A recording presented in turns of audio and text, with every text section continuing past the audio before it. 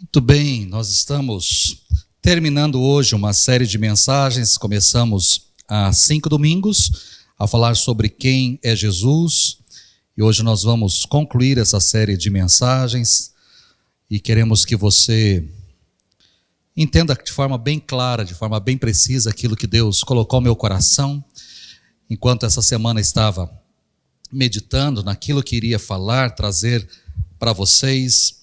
Eu espero que o Senhor seja claro com a sua vida e fale ao seu coração. Nos últimos domingos, nós vimos um pouquinho sobre quem é Jesus. Falamos que Ele é Deus, falamos que Ele é o Cordeiro de Deus, falamos que Ele é o justo juiz, que Ele é o amor, e na última semana, na Páscoa, nós falamos que Ele é o Salvador. E hoje eu quero falar com você e trazer uma pergunta, para que eu e você possamos responder: quem é Jesus para você? Quem em cima dessa história? Diz assim o verso 24 de João 20.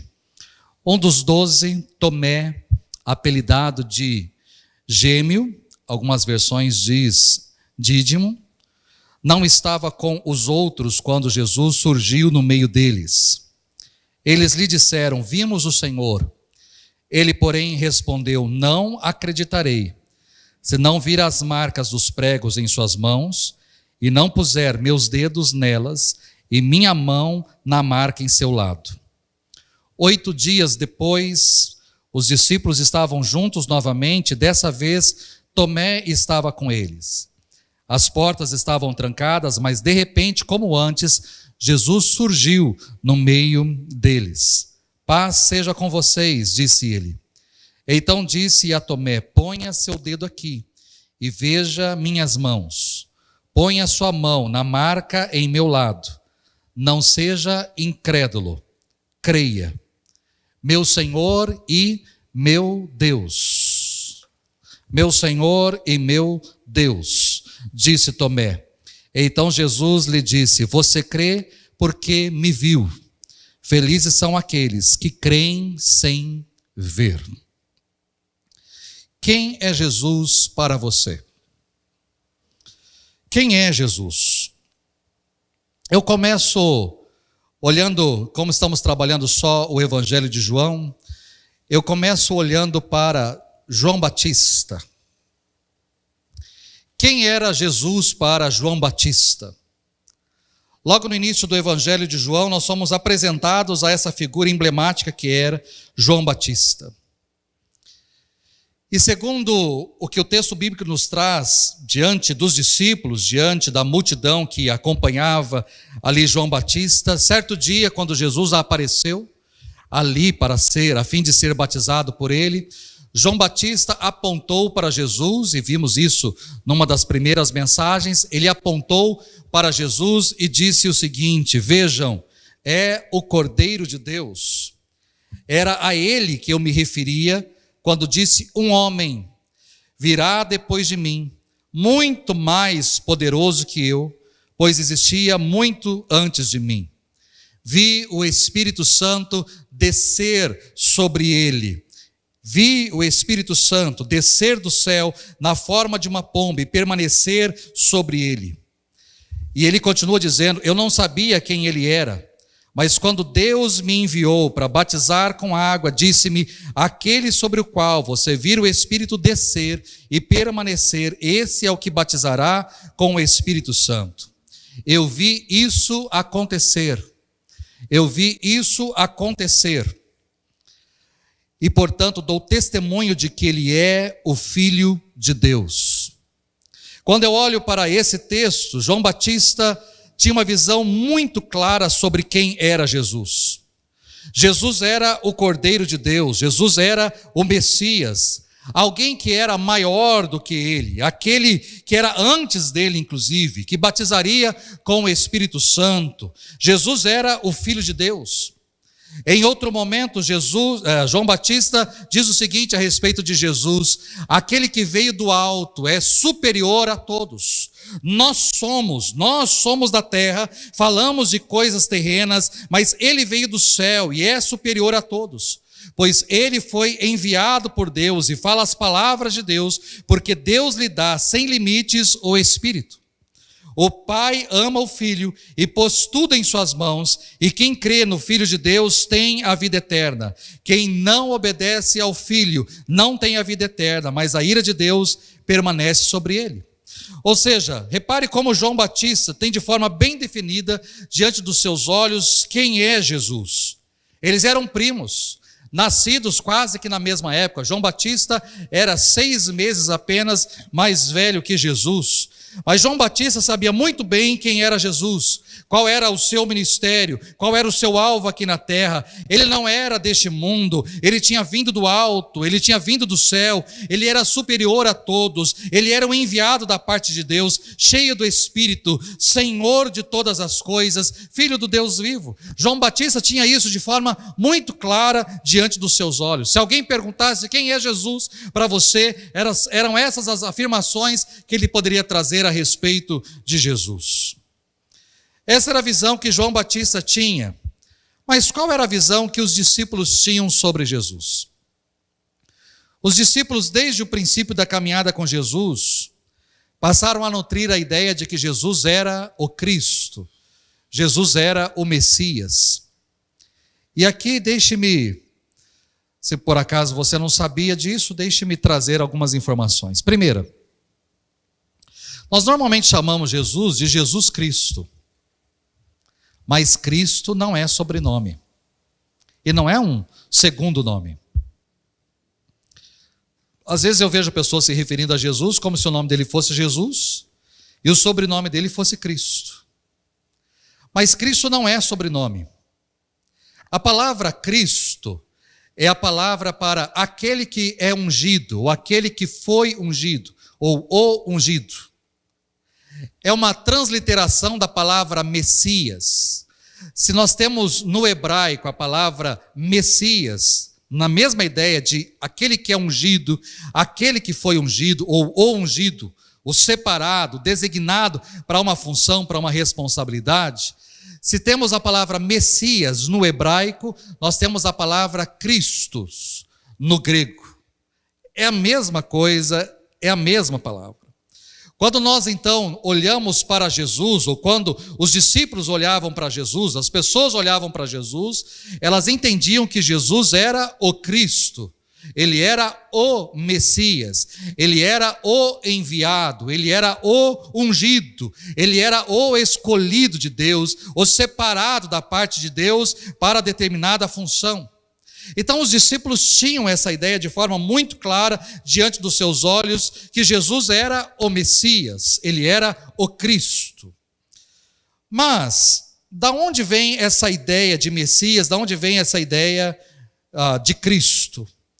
No Antigo Testamento, ungir significa literalmente pegar um azeite, derramar sobre a cabeça da pessoa, ou aspergir sobre a pessoa. E a partir daquele momento, aquela pessoa estava separada para algo. Nós tínhamos 2 funções que tinham unção, e tem uma terceira, que eu posso dizer assim, quase que, 2, quase que 3. 2 funções, porque os reis eram ungidos. Todos os reis separados para reinar, ou eram herdeiros ao trono, eles eram ungidos, separados para serem o governante daquela nação, governante daquele povo. Então, os reis eram ungidos. Uma segunda categoria que nós temos são os sacerdotes.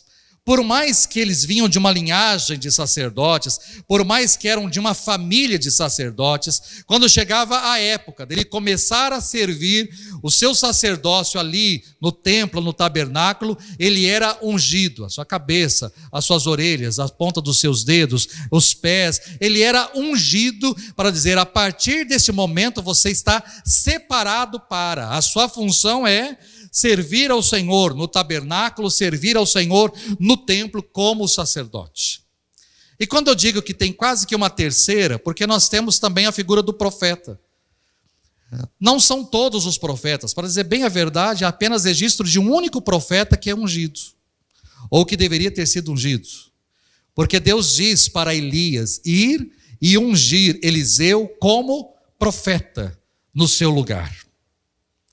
Então nós temos a figura de um Eliseu, profeta, que é ungido para ser profeta. Ele é separado para ser profeta sobre o povo, sobre a nação. Então nós temos duas, quase que três aí, categorias de pessoas que eram ungidas, literalmente derramado óleo sobre a sua cabeça ou parte do seu corpo, separando essas pessoas para o serviço, para o ministério.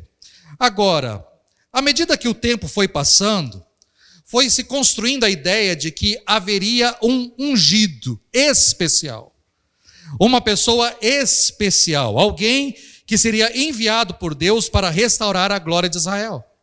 Então pegou-se uma profecia que existia lá do tempo de Moisés, profetizada por Moisés, de alguém que um dia viria maior do que ele. Então se teria um profeta maior que Moisés, alguém maior que Moisés. Então já construiu a partir daí essa ideia de que nós temos alguém no futuro que seria maior que Moisés, um profeta, uma pessoa especial, e ele seria ungido, separado por Deus. E à medida que o tempo foi passando, realmente ganhou-se cada vez mais proporção. E quando chegou na época aqui de Cristo, na época de Jesus, os discípulos tinham isso de forma muito clara, e as pessoas tinham expectativa com a vinda deste Messias. Elas ansiavam, elas esperavam esse momento. Você tem alguns registros disso. Nós temos, por exemplo, quando Jesus é apresentado ali ao templo, ao 8º dia, nós temos uma profetisa que aguardava essa redenção. Nós temos ali um senhor de muita idade, Simeão, estava ali, e ele também aguardava a redenção de Israel, o Messias. E quando ele pega Jesus ali nos braços, ele diz: agora, Senhor, podes despedir o teu servo em paz, porque os meus olhos viram a tua salvação. Ou seja, ele aguardava o Messias, ele aguardava aquele que seria o ungido da parte de Deus para ser o Salvador, para ser o resgatador, para fazer a diferença sobre a nação. Mas a expressão Messias, ela também normalmente era seguida pela outra expressão que é Filho de Deus. Essas duas caminhavam juntas, baseado no Salmo de número 2, porque o Salmo de número 2 fala a respeito desse Messias, deste rei, deste ungido que um dia viria, e aí quando esse ungido assume o trono, Deus diz para ele: eis aí o meu filho. Então o ungido, o Messias, ele também seria filho de Deus, ele viria da linhagem de Davi, ele receberia o trono de Davi, ele se assentaria num lugar que é dele como descendente de Davi, mas também ele seria tido como filho de Deus. E é essa a ideia que as pessoas tinham com relação a Jesus, especialmente os discípulos aqui falando. Eles olhavam para Jesus como sendo este Messias, como sendo este ungido, como sendo este enviado da parte de Deus. Ele era o Filho de Deus. Mas, infelizmente, a visão que eles tinham a respeito do Messias era uma visão puramente política. Eles não tinham uma visão espiritual, uma visão de alguém que viria para nos salvar, para nos redimir do pecado, da morte, para nos trazer salvação. Não, eles tinham uma ideia meramente política, puramente política. Eles entendiam o Messias como alguém que viria do trono, que poderia assumir o trono de Davi, estar ali sobre todos, sobre tudo e sobre todos. Ele seria o governante, ele desbancaria Roma, tiraria Roma do poder, tiraria Herodes do poder, assumiria o trono e governaria sobre toda a nação. Ele seria o Messias, esse ungido, esse governante meramente político. Meramente político.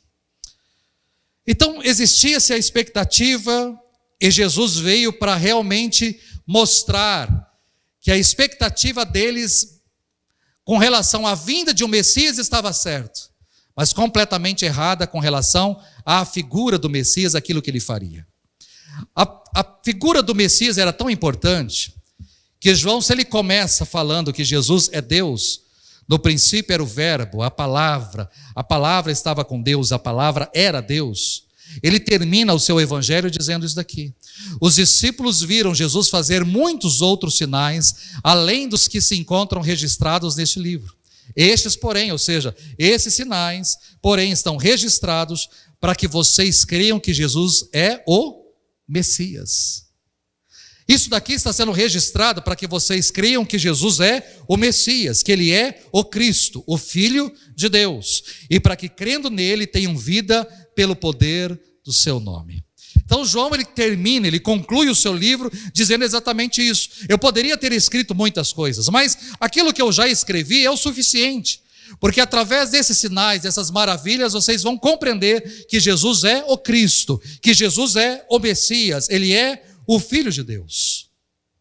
Agora, eu não posso também me esquecer que Jesus, em todo o seu ministério, Ele não saiu dizendo para as pessoas: eu sou o Messias. Nós temos Jesus se referindo a Ele como Messias uma única vez para a mulher samaritana. Vimos isso semana passada. Ali para a mulher samaritana, Ele fala: eu sou o Messias. Quando ela diz assim: olha, tem o Messias virá, e quando Ele vier, Ele vai nos explicar todas essas coisas. Jesus diz assim: eu sou o Messias, eu que estou falando com você, eu sou o Messias. Mas, tirando a mulher samaritana, Jesus não disse que era o Messias para mais ninguém. Em nenhum outro momento você tem Jesus dizendo: eu sou o Messias. Me escutem porque eu sou o Messias, me sigam porque eu sou o Messias, estejam comigo porque eu sou o Messias. Ele não fala absolutamente para ninguém. E por que ele não fala? Porque as pessoas tinham a ideia de um Messias meramente política. E se por acaso ele dissesse para as pessoas: eu sou o Messias, o que elas iam entender? Elas iam entender: eu estou aqui para estabelecer um novo reino, um reino político, eu vou retirar os romanos do poder, eu vou estabelecer o meu trono exatamente como era nos dias de Davi, há 1000 anos atrás, mas dessa vez nós vamos ganhar, dessa vez nós vamos prevalecer, dessa vez nós vamos ser superiores, porque eu vou governar sobre vocês. Então Jesus em nenhum momento diz que é o Messias para as pessoas. Por quê? Porque ele não queria que as pessoas viessem ao seu encontro com essa ideia de que ele iria a qualquer momento estourar uma rebelião e assumir o trono, assumir o governo e trazer uma nova era, uma era de paz, uma era de prosperidade, uma era de vitória para o povo de Deus. Então Jesus não diz, apesar de ele não dizer, as pessoas foram entendendo que ele era o Messias, e de forma natural. Logo no início do Evangelho de João, nós temos a apresentação dos primeiros discípulos de Jesus. Entre eles estava André. André era discípulo de João Batista e passou a seguir Jesus. Mas diz o texto bíblico que André passou uma única tarde com Jesus.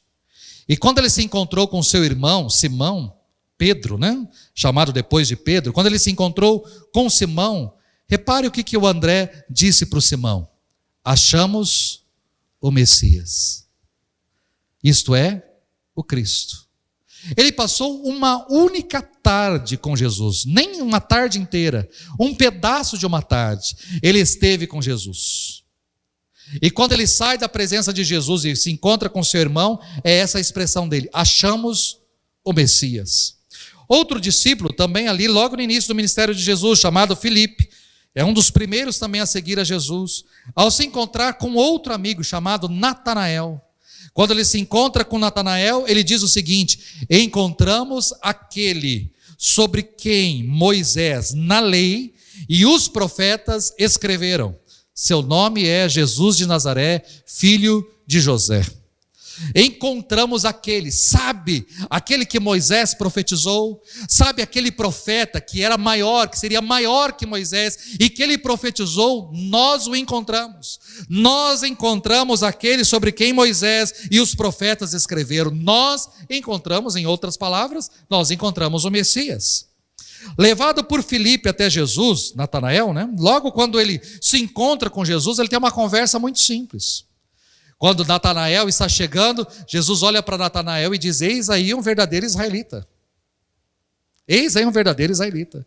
E Natanael pergunta para Jesus assim: mas de onde o senhor me conhece para falar isso? E Jesus diz para ele o seguinte: eu vi você quando você estava debaixo da figueira. Uma conversa simples. Para mim, boba até mesmo. Mas quando ele diz isso para Natanael, eu vi você, quando você estava debaixo da figueira, olha o que Natanael fala para Jesus: Rabi, o Senhor é o Filho de Deus, o Rei de Israel. Uma simples conversa, uma simples frase, ali ele entendeu quem era Jesus. O Senhor é o Filho de Deus, o Senhor é o Rei de Israel. O próprio Pedro pôde declarar tempos depois de caminhar com Jesus, João capítulo 6, ele diz: nós cremos e sabemos que o Senhor é o Santo de Deus. Marta, irmã de Lázaro, de Maria e de Lázaro, uma amiga, discípula de Jesus, ali no contexto da ressurreição do seu irmão, pouco antes do seu irmão ser ressuscitado por Jesus, ela diz: eu creio que o Senhor é o Cristo, o Filho de Deus, aquele que veio ao mundo da parte de Deus. Repare, ou seja, os próprios discípulos foram construindo essa ideia: ele é o Cristo, ele é o Messias, ele é o Filho de Deus, e isso foi se esparramando. Chegamos aqui a Marta, ela tem a mesma ideia. Quando Jesus está conversando com ela, ela não tem dúvidas, ela tem ali uma certeza clara diante dos seus olhos quem Jesus era. E você é o Cristo, você é o Filho de Deus, aquele que veio ao mundo, mas veio da parte de Deus. Ela tinha certeza, tranquilidade com relação a isso. Quando nós olhamos para o Evangelho de João, não apenas os discípulos tinham essa visão a respeito de Jesus, mas o povo também passou a ter opiniões sobre ele. À medida que Jesus caminhava, à medida que Jesus pregava, à medida que Jesus fazia milagres, maravilhas, as pessoas começaram a entender quem era Jesus. Semana passada nós vimos, por exemplo, sobre os samaritanos. Os samaritanos, eles, depois de conhecerem Jesus, de ouvirem um pouquinho Jesus, ali os ensinamentos de Jesus, os próprios samaritanos declararam o seguinte: agora sabemos que ele é, de fato, o Salvador do mundo. Agora nós sabemos que ele é o Salvador do mundo, porque nós o conhecemos, nós o ouvimos e sabemos que ele é o Salvador. E João registra também outros momentos o povo trazendo palavras com relação a Jesus. João capítulo 6, o verso 14, quando o povo viu Jesus fazer esse sinal, que era a multiplicação dos pães e peixes, exclamou: sem dúvida, ele é o profeta que haveria de vir ao mundo. Ele é o profeta. Olha novamente a ideia lá do Moisés: ele é o profeta que haveria de vir ao mundo. No capítulo 7, quando as multidões ouviram Jesus dizer a respeito que ele era a água da vida e tudo mais, alguns ali declararam: certamente este homem é o profeta por quem esperávamos. Outros afirmaram: ele é o Cristo.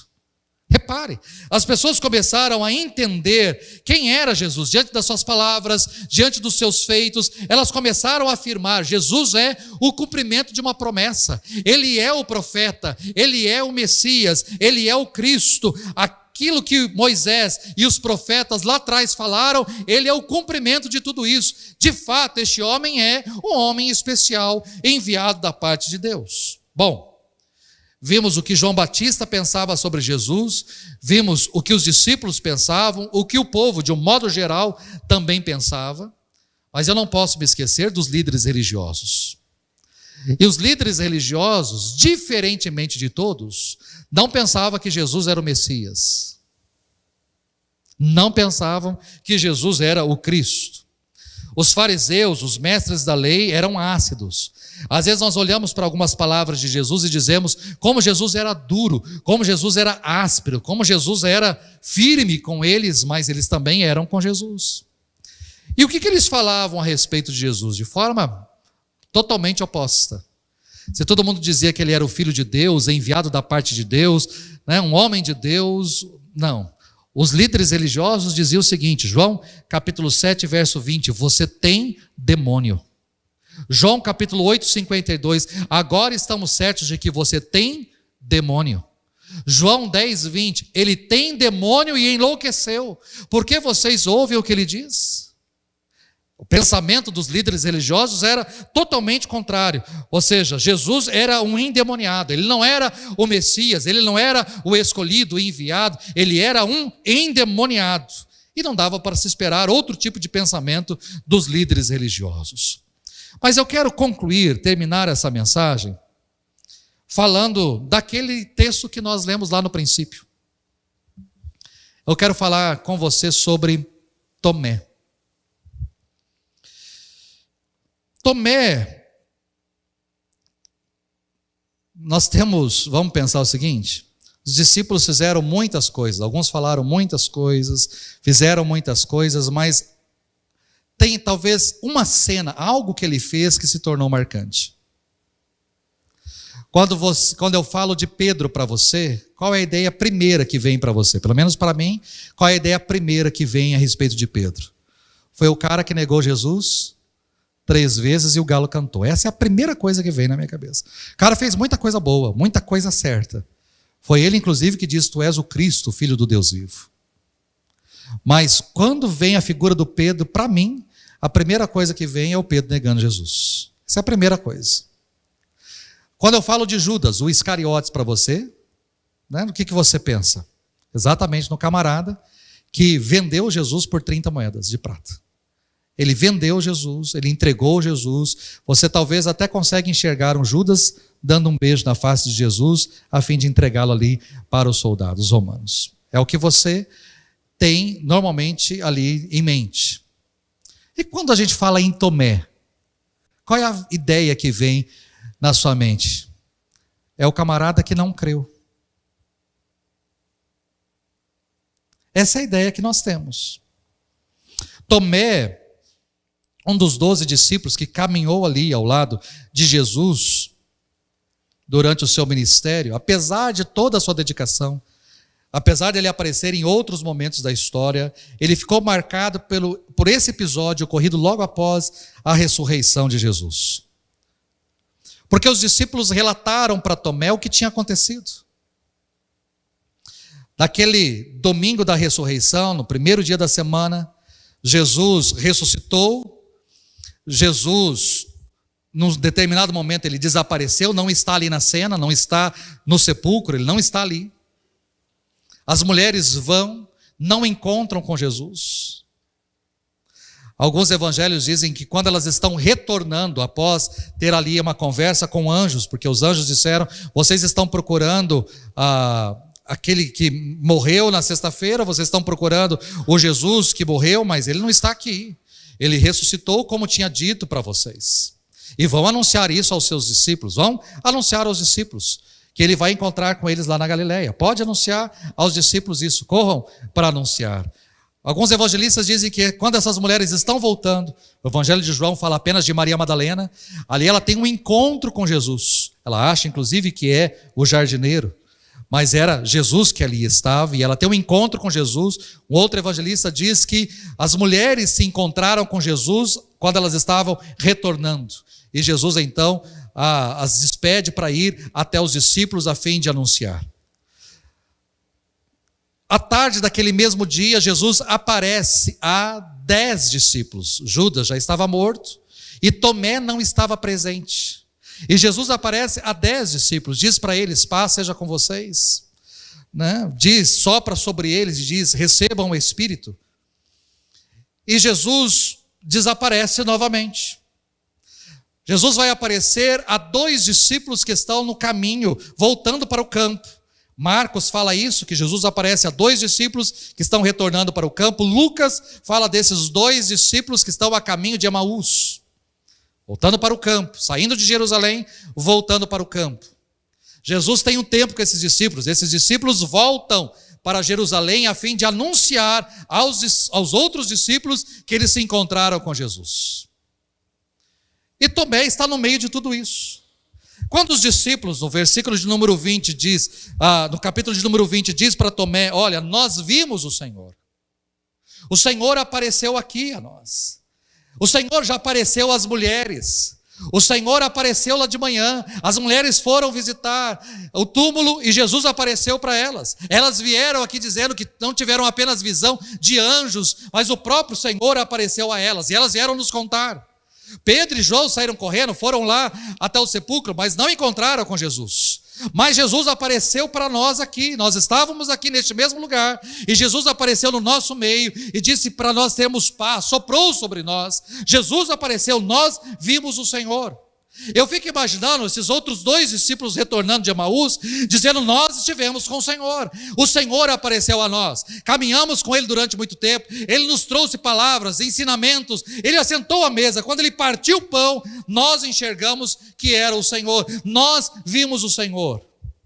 Mas diante de todas essas falas, nós temos um Tomé que diz: não acreditarei, se não vir as marcas dos pregos em suas mãos, e não puser meus dedos nelas e minha mão na marca em seu lado. Eu não vou acreditar nisso. Tomé caminhou com Jesus durante 3 anos. 3 anos de expectativas. 3 anos olhando para Jesus. 3 anos caminhando com Jesus, vendo quem era Jesus, ou pelo menos criando uma ideia sobre Jesus, uma imagem sobre Jesus. E de repente tudo isso caiu por terra com a morte de Jesus na sexta-feira. Tudo isso ruiu. Mas não deveria ser assim. Porque Jesus, irmãos, por 4 vezes Jesus anunciou que seria morto e ressuscitaria. Eu particularmente, toda vez que chega essa época de Páscoa, esse tempo, eu começo a ler os textos, a ler e a reler os textos, tanto de Mateus, de Marcos, de Lucas e de João.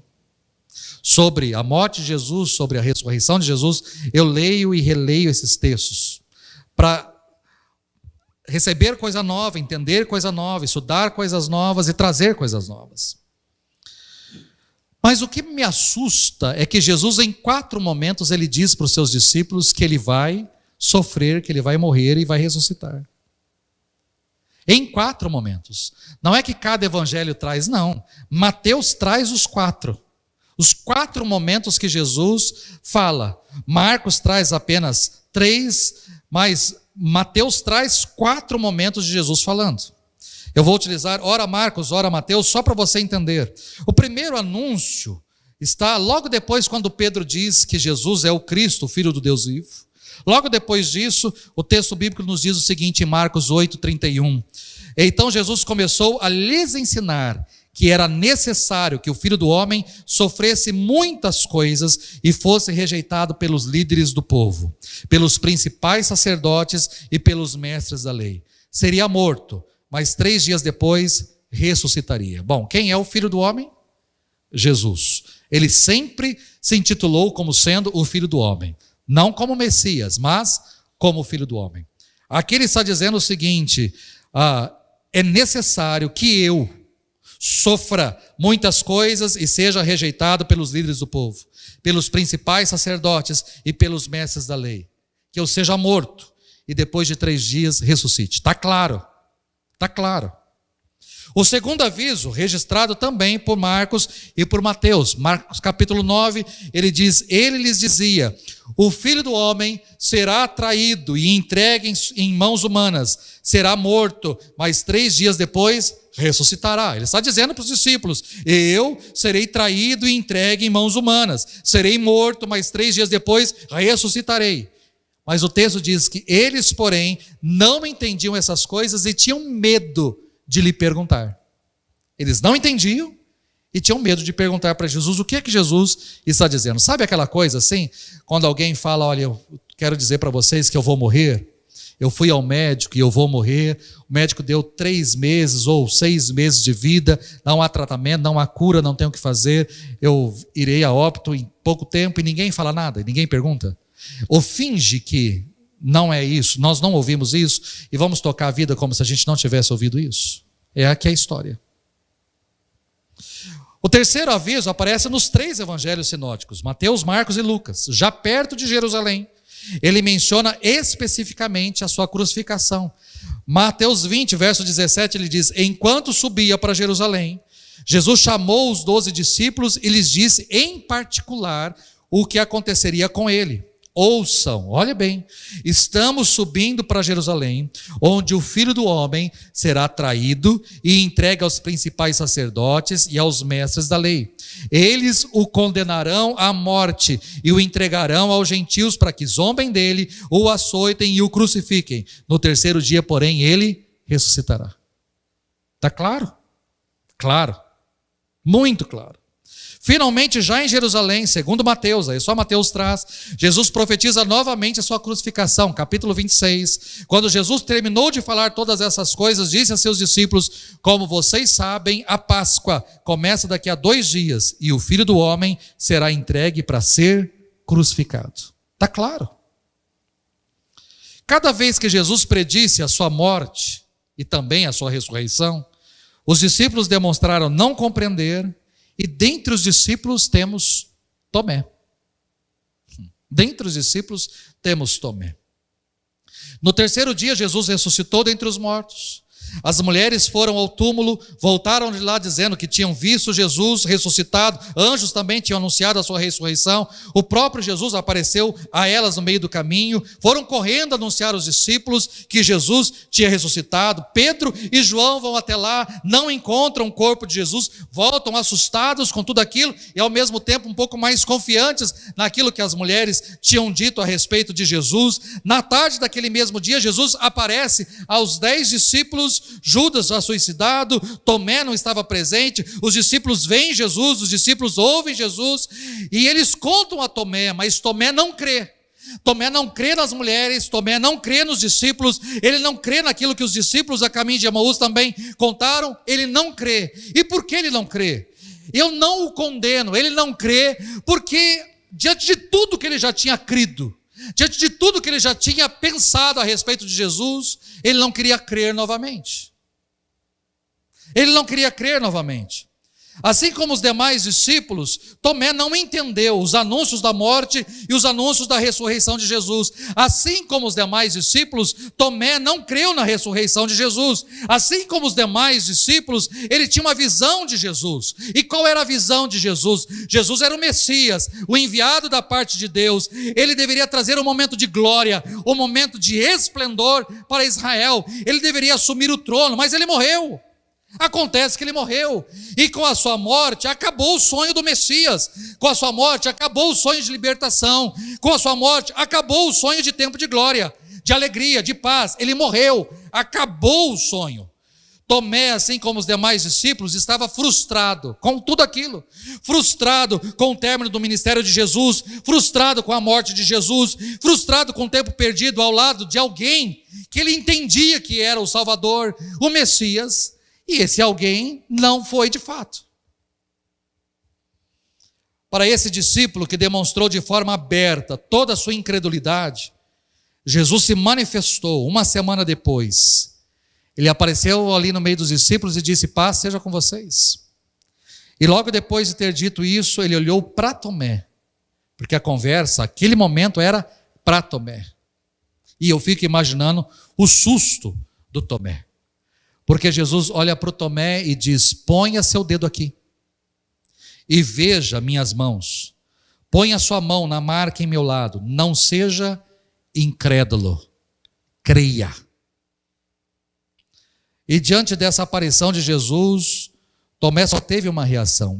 O texto não diz, eu imagino que Tomé tenha caído de joelhos diante de Jesus e tenha dito de forma muito, talvez até mesmo em meio a lágrimas e emocionado, dizendo: o Senhor é meu rei, o Senhor é Senhor meu.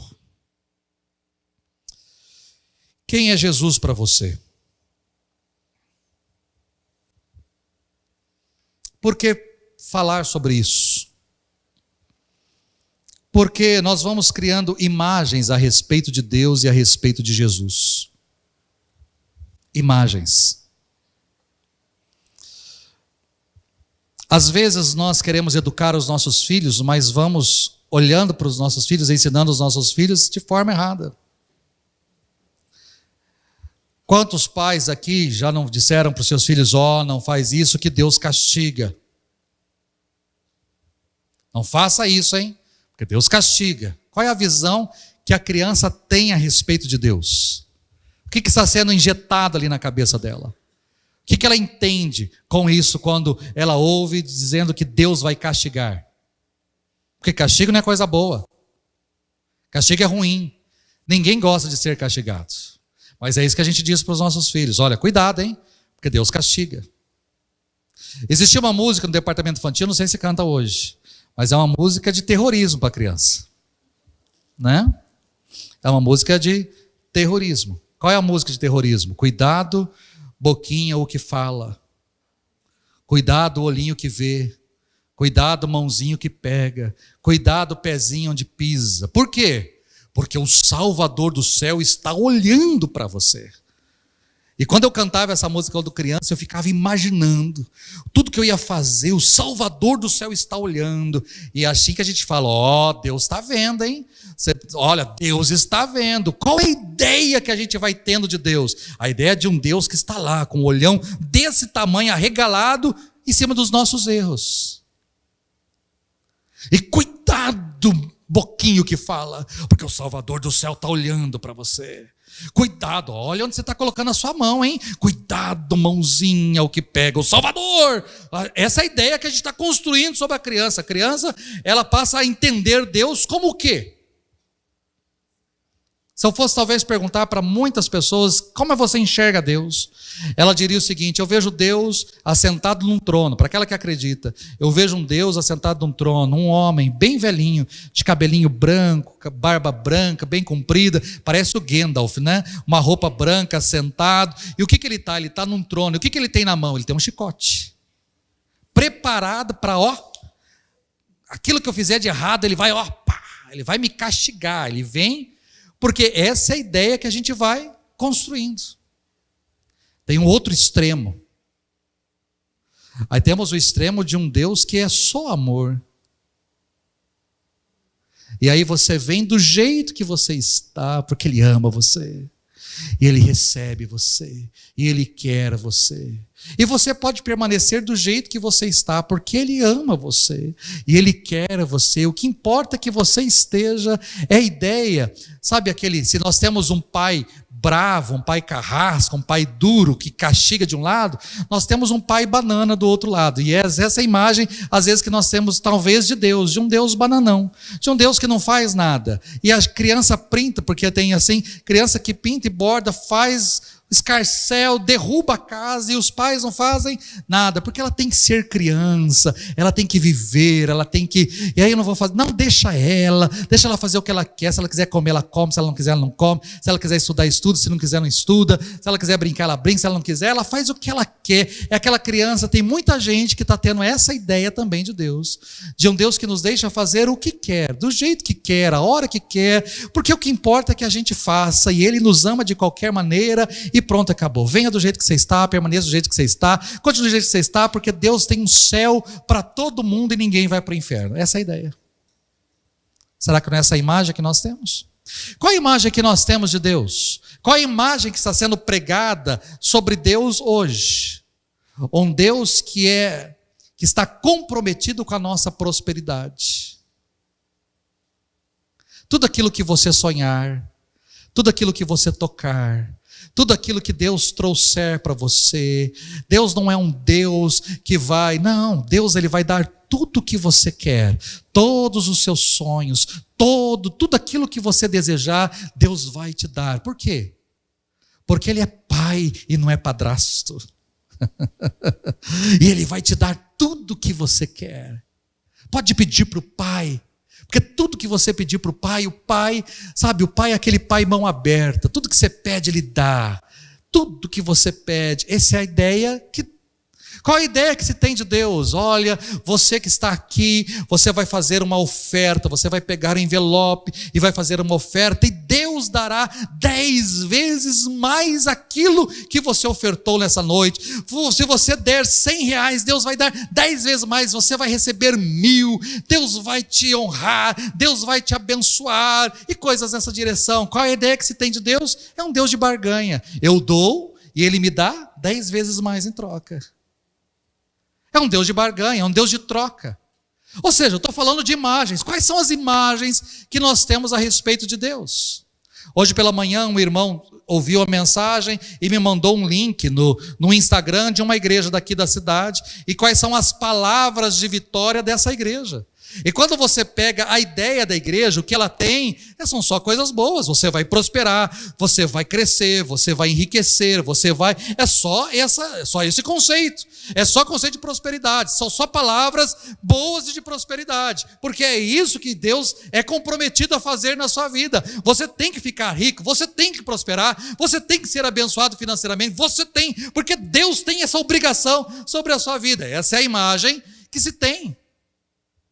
E aí, se você der uma oferta, Deus vai te dar 10 vezes mais. Aí a pessoa vai lá, vende um carro, vende uma casa, vende um apartamento, vende bens, limpa a sua poupança, coloca no envelope e ela vai dar de oferta, porque Deus vai dar 10 vezes mais, porque o pastor disse.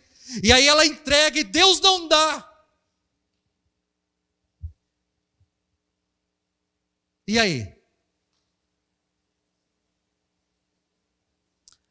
No início do meu ministério, eu tinha um presbítero, esse presbítero tinha um sobrinho, o pai dele era farmacêutico da cidade e era vereador da cidade, e esse menino, adolescente, 15 anos, foi acometido de câncer no cérebro. E diante dessa situação de câncer, os pais... Lógico, o irmão era presbítero, os pais começaram a participar da igreja. Buscar algo. Meu filho está doente.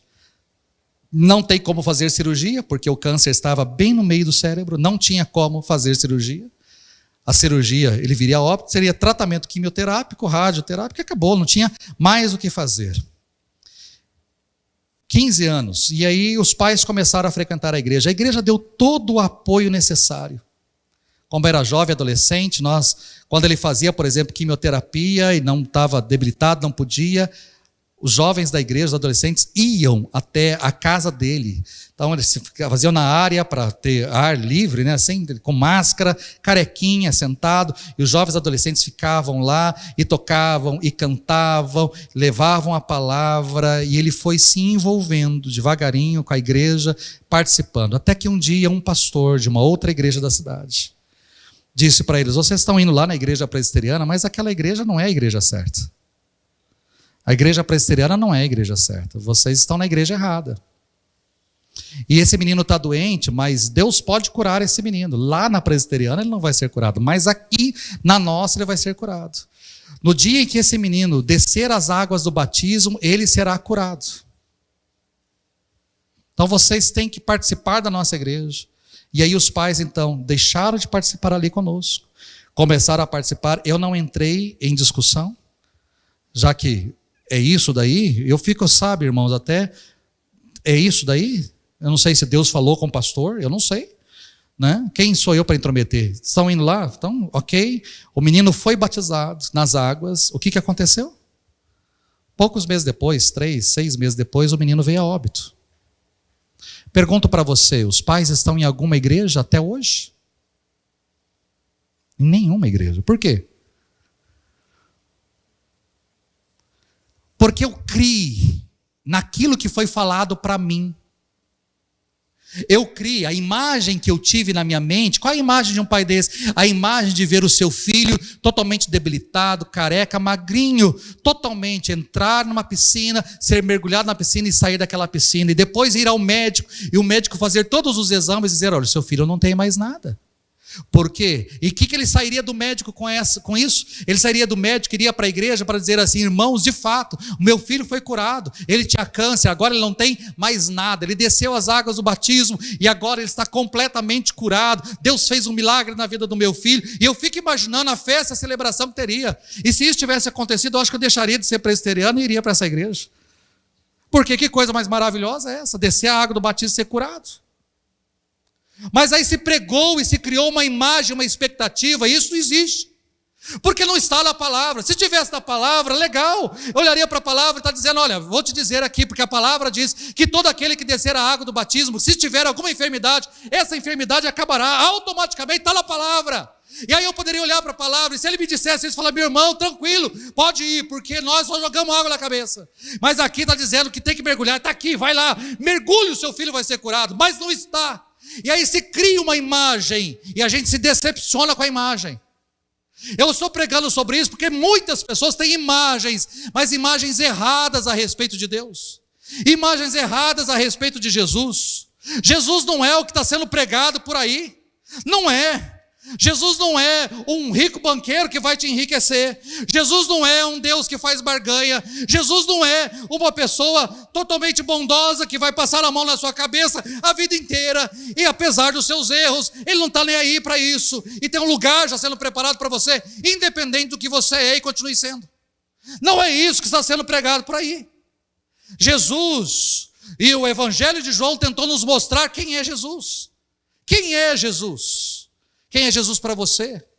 Eu não condeno Tomé, porque Tomé, ele tinha uma ideia clara daquilo que ele foi construindo a respeito de Jesus. À medida que ele caminhava, ele entendia: é este homem, a qualquer momento vai estourar uma rebelião, a qualquer momento este homem vai tomar o poder, a qualquer momento ele vai assumir o trono, a qualquer momento ele vai ser rei, e nós vamos governar com ele, a qualquer momento ele vai ser o rei, eu vou ser o primeiro-ministro, segundo-ministro, o que for, mas eu vou ter um ministério, eu vou trabalhar com ele, servir ele neste ministério, nós vamos fazer uma revolução, mas nada disso aconteceu. E quando disseram para ele: Tomé, nós vimos o mestre, ele apareceu para nós, ele disse: eu não vou acreditar em mais nada, porque eu cansei de acreditar. Nós estamos vivendo hoje uma geração, e daqui para frente eu acho que pior, de gente que pensa a mesma coisa, gente igual a esses pais, que quando você vai falar de Jesus, ele fala: eu não quero nem ouvir falar disso, porque eu já acreditei demais, e hoje eu não quero acreditar. Já me falaram demais, eu acreditei, eu apostei, eu fui, eu fiz. Como muita gente, eu fui à igreja, eu dei oferta, eu ofertei, eu dizimei, eu fiz, e nada veio. Eu não quero acreditar mais, porque foi me prometido muita coisa, agora eu não acredito mais em nada. Por quê? Imagens erradas. E aí eu digo para você o seguinte: talvez hoje você está em crise por uma concepção ou uma expectativa errada sobre Deus. E se você tiver uma expectativa errada sobre Jesus, isso vai te levar a expectativas frustradas. A decepção atrás de decepção. Quando você mais precisar, Ele não vai estar lá.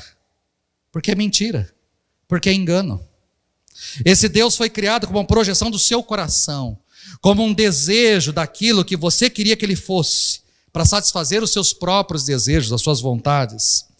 Muitas vezes nós mantemos uma relação de interesse com Deus, nós criamos uma divindade que não existe, mas criamos essa divindade para que ela possa satisfazer e realizar os nossos sonhos e nos fazer felizes. É um Deus apenas que nós utilizamos como um meio para termos alegria, satisfação, felicidade, para que Ele faça tudo aquilo que nós queremos. E quando esse Deus falso não satisfaz os desejos do nosso coração, nós ficamos frustrados, decepcionados e nos sentimos traídos, assim como Tomé. A pergunta mais importante da nossa vida é: quem é Jesus? João tentou responder isso. Jesus é Deus. O próprio Deus assumiu forma humana para vir a este mundo, nos dar a vida, compartilhar conosco a sua própria vida. Mas por causa do pecado, a vida só pôde ser concedida através da sua morte, a morte do Cordeiro de Deus. Ele morreu. Essa foi a sua maior prova, a sua grande prova de amor. Não merecemos, mas Ele nos amou. O justo juiz não nos condenou, mas nos acolheu com compaixão. O Salvador do mundo nos resgatou do poder do pecado e nos vestiu com a sua justiça. Esses foram os temas que nós trabalhamos. Jesus é Deus, Ele é o Cordeiro de Deus, Ele é o amor, Ele é o justo juiz, Ele é o Salvador do mundo. Diante de tudo aquilo que João trabalhou no seu evangelho, eu termino perguntando: quem é Jesus para você? Quem é Jesus para você? E aí eu digo o seguinte: você só pode saber quem é de fato Jesus. Como é que eu sei, pastor, quem é de fato Jesus? Está aqui, ó. Só através da palavra. Não dá para eu saber quem é Jesus de outra maneira. Talvez alguma pessoa possa ter uma linda experiência com Jesus, mas a sua experiência é a sua experiência. A palavra de Deus traz aquilo que eu preciso saber sobre Jesus. É a palavra que precisa me trazer. É ela quem diz quem é Jesus. Ah, eu ouvi, pastor, alguém falando isso sobre Jesus. Vem aqui, para conferir. Eu fui lá, olhei no texto, entendi o texto, o contexto todo, de fato. Aquele pastor que ele pregou, de fato, está aqui na Bíblia. A Bíblia mostra isso. Cuidado com textos tirados do contexto, com pretexto, para enganar você. Ah, eu olhei lá, tem o texto sim, o pastor leu, eu vi, tem o texto. E olhei para outros textos da Bíblia que dizem a mesma coisa. Confie. Se não, desconfie. Só tem como eu saber quem é Jesus, olhando para a palavra. E eu diria mais uma outra coisa, só tem como você saber quem é Jesus, se relacionando de fato com Ele. E não dá para ter relacionamento só aos domingos. Relacionamento é diário. Existem algumas pessoas aqui que caminham comigo já há 10 anos, eu sou há 10 anos aqui. Existem pessoas que caminham comigo há 10 anos. E eu sei quem é essa pessoa. Nesse tempo de caminhada. Algumas pessoas eu não sei quem são. Algumas pessoas talvez nem nome eu sei. A gente não tem relacionamento, não tem... Então, não sei. Se alguém disser para mim, olha, vi fulano de tal falando tal coisa, eu não sei se aquela pessoa de fato falou ou não, porque eu não a conheço. Mas se alguém chegar em mim e disser, olha, tal pessoa falou isso, eu posso dizer para você se ela falou ou não. Se eu a conheço, eu posso dizer se ela falou ou não. Porque pela característica, pelo jeito, pela forma como normalmente ela lida, eu sei se ela falou ou não isso. Caso contrário, eu posso dizer, não, tenho certeza que ela não falou isso. Não falou, vou procurar, mas ela não falou isso. Porque você conhece. Você conhece. Como é que eu sei quem é Jesus? Relacionamento. Como é que eu sei quem é o meu marido, quem é a minha esposa? Relacionamento. Como é que eu sei quem é meu filho? Tem muitos pais que se assustam quando a diretora ou quando a professora liga dizendo, olha, quero conversar com você e o seu filho fez. Meu filho? Como assim, ué? Por quê? Por que se assusta quando fica sabendo que o filho fez? É porque não convive com o filho. Aí quem não convive com o filho não sabe, se assusta mesmo quando a diretora, a coordenadora liga para dizer, olha, seu filho aprontou, fez isso. Mas como? Como? Simplesmente fazendo. Não, mas tem certeza? Tem certeza. Todo mundo viu, todo mundo falou, todo mundo. Tem mais que provas. Tem certeza absoluta que foi seu filho. Nossa, mas não é, por quê? Nossa, eu não acredito. Como não acredita? Você não convive com ele? Não, não convive. Porque se você convivesse, quando a diretora, a coordenadora, a professora dissesse, olha, seu filho fez isso, você abaixaria a cabeça e falaria assim, sinto muito, mas infelizmente, com toda certeza ele fez isso. Porque é a cara dele fazer isso daí. É a cara dele. Como o contrário também você poderia dizer, não, vocês viram, tem certeza, tem gente para testemunhar, provar, porque essa não é a característica, ele não é de fazer isso, jamais ele falaria isso, jamais ele agiria dessa forma, jamais, porque você conhece, mas você só pode falar isso mediante relacionamento, caso contrário, não tem. Como é que você sabe quem é Jesus? Palavra e relacionamentos, palavra e relacionamento. Que Deus os abençoe, queridos. Que Deus os abençoe. Vamos ficar em pé, vamos orar.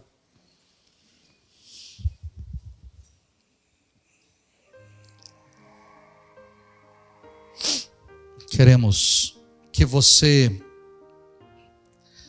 diante de tudo isso que você ouviu desse tempo de série, que você tenha crescido, conhecimento, palavra, mas você saiba claramente quem é Jesus sobre a sua vida. Saiba quem é o Senhor. Feche seus olhos. Quem é Jesus para você? O que falaram sobre Jesus para você? O que ensinaram sobre Jesus para você? Qual é a visão que você tem? Boa ou ruim? Talvez alguns estejam aqui completamente decepcionados. Porque criaram uma imagem, uma expectativa, e isso não foi correspondido. E sofrem com isso. Quantos desigrejados, quantas pessoas desiludidas nesse mundo. Porque criaram uma imagem errada a respeito de Jesus. Pai, eu quero agradecer ao Senhor por essa noite, pelo tempo que passamos aqui. Cada canção, cada oração, palavra, tudo que o Senhor nos deu nessa noite. Mas eu oro para que, diante de tudo aquilo que ouvimos, por mais que a gente saiba o que o João Batista pensava sobre Jesus, o que os discípulos pensavam, o que o povo acreditava, o que os líderes religiosos falavam, talvez nós estamos aqui como Tomé. Já ouvimos muito, já acreditamos muito e já nos decepcionamos muito. Não que o Senhor nos decepciona, não. O Senhor não. Mas aquilo que nós construímos a seu respeito, aquilo que nós criamos, a ideia que criamos a seu respeito, e de repente quando nós não temos aquilo que nós sonhávamos, aquilo que nós desejávamos, aí a gente se decepciona, para de vir à igreja, para com todas as coisas, porque a gente não crê mais. Que a gente não seja como Tomé, cansado de crer, cansado de acreditar e agora eu não quero mais. Mas que a gente seja crente no Jesus verdadeiro, o que a palavra nos apresenta e aquilo que nós podemos acrescentar até mesmo através de um relacionamento, através das nossas experiências com o Senhor. Que, ó Deus, as imagens distorcidas, erradas que temos a respeito de Jesus na nossa vida, que essas imagens sejam retiradas, sejam desconstruídas, para que a gente tenha uma imagem correta, uma ideia correta a seu respeito. Seja conosco, Pai. Orienta-nos cada vez mais, instrui-nos cada vez mais na Tua palavra. Eu sei que essa não é a palavra que dá like, não é a palavra que dá ibope, não é a palavra, mas é a palavra necessária para os dias de hoje. Diante de um mundo que tem pregado de forma tão distorcida a respeito de Jesus, nós precisamos olhar para a Tua palavra e entender quem é Jesus. Quem é Jesus para cada um de nós. Obrigado por esse tempo. Ao sairmos daqui, leva-nos para casa em paz, em segurança. Dê-nos, Senhor, uma excelente noite de descanso e uma abençoada semana na Tua presença. Guia-nos, dirige-nos em todo o tempo, cuida das nossas vidas. Aqueles, ó Deus, que talvez vão aproveitar o feriado na quinta, seja com cada vida também. E que no próximo final de semana tenhamos um tempo abençoado aqui, como Teu povo, ceia, recepção de novos membros. Que o Senhor nos abençoe grandemente. Na próxima semana, desde já oramos, em nome de Cristo Jesus. Amém. Que o Senhor abençoe e guarde você. Que o Senhor sorria para você e presenteie você. Que o Senhor olhe para você bem nos seus olhos e o faça prosperar.